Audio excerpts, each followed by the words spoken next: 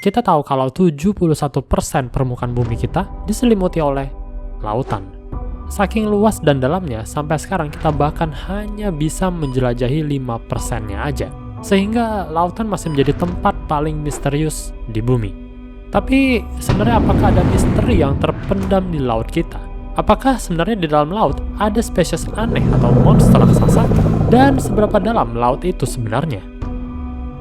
Kita tahu bagian terdalam laut dari Jake Pickard and Don Walsh yang berhasil menjadi orang pertama menjelajahi laut terdalam dengan kendaraan ini pada tahun 1960.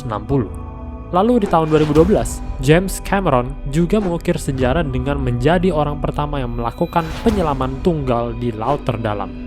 Ya, berkat mereka lah, kita jadi tahu bagian laut terdalam yang terletak di Palung Mariana, Samudra Pasifik Barat dengan kedalaman 10.935 meter.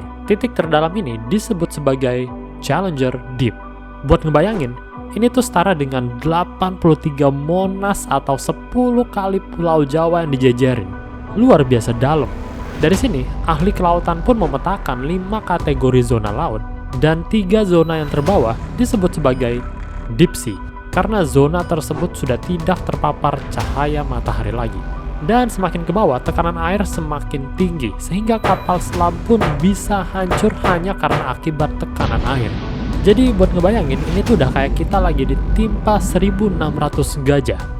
Tapi meski begitu, ternyata banyak sekali spesies-spesies aneh dan mengerikan yang hidup di zona ini. Masih belum diketahui pasti mengapa para hewan ini bisa bertahan di kedalaman ini, mengingat kapal selam pun bisa pecah akibat tekanan air.